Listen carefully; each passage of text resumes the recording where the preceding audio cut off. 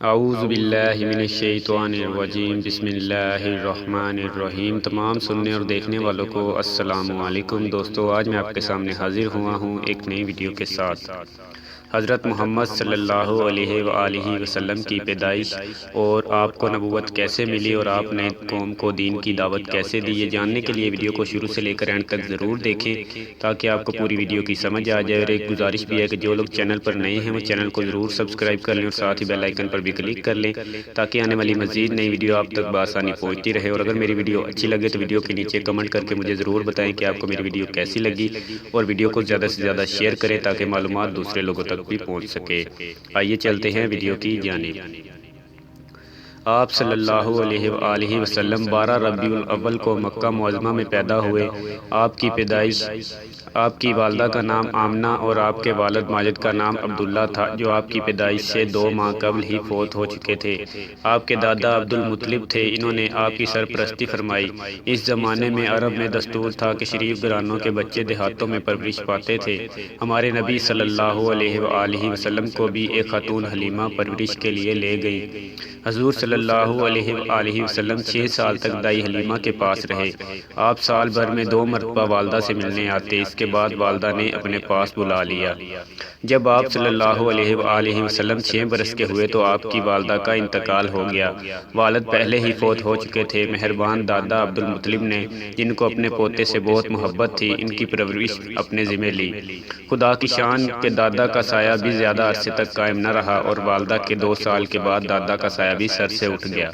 اس وقت حضور صلی اللہ علیہ وآلہ وسلم 8 برس کے تھے۔ دادا کے انتقال کے بعد حضور صلی اللہ علیہ وآلہ وسلم کے چچا ابو طالب نے اپنی سرپرستی میں لے لیا۔ چچا کو اپنے بھتیجے سے بہت محبت تھی اور بیٹوں سے زیادہ چاہتے تھے۔ عرب کی حالت اس وقت بہت خراب تھی، جیسا کہ پہلے بتایا جا چکا۔ اس کو حضور صلی اللہ علیہ وآلہ وسلم نے انہی لوگوں کے درمیان رہ کر پرورش پائی، اور آپ صلی اللہ علیہ وآلہ وسلم کا اٹھنا بیٹھنا ملنا جلنا انہی لوگوں سے تھا، مگر آپ نے کسی کی گندی عادت نہیں لی۔ سبحان اللہ!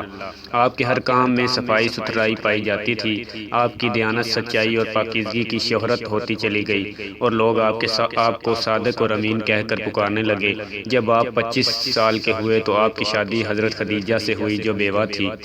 حضور صلی اللہ علیہ وآلہ وسلم تجارت کا مال لے کر عرب کے مختلف ملکوں میں جاتے، وہاں بھی آپ کو امین اور صادق کہہ کر پکارا جاتا۔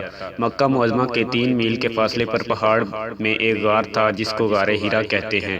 حضور صلی اللہ علیہ وآلہ وسلم کئی روز کا کھانا لے کر اس غار میں چلے جاتے اور وہاں اکثر خدا کی عبادت اور سوچ و بچار میں وقت گزارتے۔ رمضان المبارک کا مہینہ تھا اور آپ کی عمر 40 برس کی ہو چکی تھی۔ آپ معمول کے مطابق غار ہیرا میں مشغول تھے۔ اچانک حضرت جبریل علیہ السلام تشریف لائے اور قرآن پاک کی یہ آیتیں پڑھ کر سنائی۔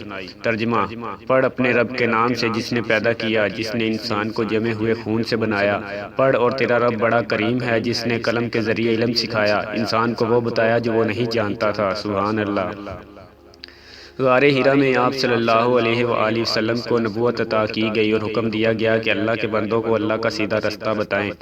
یہ کام آسان نہیں تھا۔ اپنی ذمہ داری کا خیال کر کے آپ کام گئے اور گھبرائے ہوئے گھر تشریف لائے۔ حضرت خدیجہ نے آپ کو تسلی دی اور کہا، میرے آقا، آپ پریشان نہ ہوں، اللہ تعالیٰ آپ کے ساتھ ہیں، وہ آپ کو کبھی خوف اور رنج میں نہیں ڈالیں گے۔ آپ صلی اللہ علیہ وآلہ وسلم نے اللہ کے حکم کے مطابق سب سے پہلے اپنے قریبی رشتہ داروں اور گہرے دوستوں کو اللہ کی طرف بلایا اور فرمایا، کہو اللہ کے سوا کوئی معبود نہیں، جیسا کہ پہلے بتایا جا چکا ہے۔ اس زمانے میں عرب میں بت پرستی کا زور تھا۔ خانہ کعبہ جو اللہ کا گھر ہے، اس میں بے شمار بت رکھے تھے۔ ان کی سمجھ میں یہ بات نہیں آئی اور اس بات پر آپ سے لڑنے کو تیار ہو گئے۔ سب سے پہلے حضرت خدیجہ رضی اللہ تعالیٰ عنہا، حضرت علی کرم اللہ وجہہ، آپ کے چچا زاد بھائی حضرت زید بن حارث، آپ کے آزاد کیے ہوئے غلام، اور حضرت ابوبکر صدیق رضی اللہ تعالیٰ عنہ، جو حضور صلی اللہ علیہ وآلہ وسلم کے گہرے دوست تھے، ایمان لائے اور اللہ کے دین کو پھیلانے لگے۔ ہمارے پیارے نبی صلی اللہ علیہ وآلہ وسلم کو اللہ کا دین پھیلانے میں بڑی بڑی مشقتیں اور تکلیفیں برداشت کرنی پڑی۔ اللہ پاک قرآن مجید میں اپنے پیارے نبی کو تسلی دیتا رہا اور ہدایت فرماتا رہا کہ اس طرح کرو۔ آپ صلی اللہ علیہ وآلہ وسلم کی تسلی کے لیے اور قوم کی عبرت کے لیے پہلے نبیوں کے قصے بتائے گئے کہ جن قوموں نے اپنے نبی کا کہنا مانا وہ دین و دنیا میں کامیاب رہے، اور جنہوں نے اپنے نبی کا کہنا نہیں مانا اور اس کا کہنا نہیں مانا وہ قوم اس دنیا سے بھی نیست و نابود کر دی گئی اور آخرت میں بھی اس کو بڑی سزا ملے گی۔ یہ قصے تم سب کو سنائے جا چکے ہیں۔ اب ہم قرآن پاک سے صرف چند واقعات لکھتے ہیں کہ ہمارے پیارے نبی اپنی قوم کو کس طرح سمجھاتے رہے اور قوم کیا جواب دیتی رہی۔ حضور صلی اللہ علیہ وآلہ وسلم جب ایمان کی دعوت دیتے تو مسلمانوں کو بے وقوف بناتے،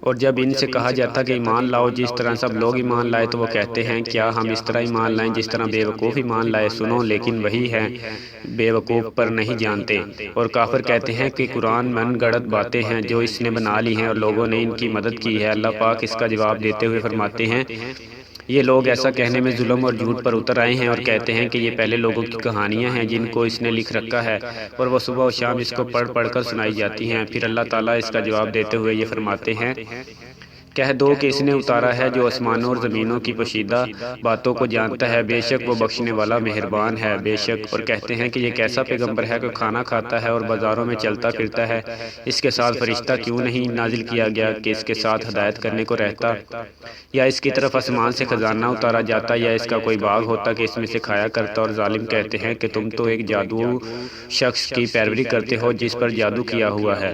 اللہ تعالیٰ جواب دیتے ہوئے فرماتے ہیں اے پیغمبر دیکھو یہ تمہارے بارے میں کس کس طرح کی باتیں کرتے ہیں، سو گمراہ ہو گئے اور راستہ نہیں پا سکتے۔ وہ خدا بابرکت ہے جو اگر چاہے تو تمہارے لیے اس سے بہتر بنا دے، باغات جن کے نیچے نہریں بہتی ہوں، نیز تمہارے لیے محل بنا دے۔ اور جو لوگ ہم سے ملنے کی امید نہیں رکھتے کہتے ہیں کہ فرشتے کیوں نازل نہیں کیے گئے، یا ہم اپنی آنکھوں سے اپنے پروردگار کو دیکھ لیں۔ تم نے دیکھا کہ ہمارے پیارے نبی صلی اللہ علیہ وآلہ وسلم نے اس دین کو پھیلانے کی خاطر کیسی کیسی تکلیفیں اٹھائیں۔ آپ نے صبر سے کام لیا اور ہمت نہیں ہاری اور اللہ کے دین کو اتنا پھیلایا کہ آج پوری دنیا میں اسلام پھیلتا جا رہا ہے۔ دوستو میری ویڈیو اچھی لگی ہو تو ویڈیو کو لائک کرنا نہ بھولیں اور ویڈیو کو زیادہ سے زیادہ شیئر کریں تاکہ معلومات دوسرے لوگوں تک بھی پہنچ سکے۔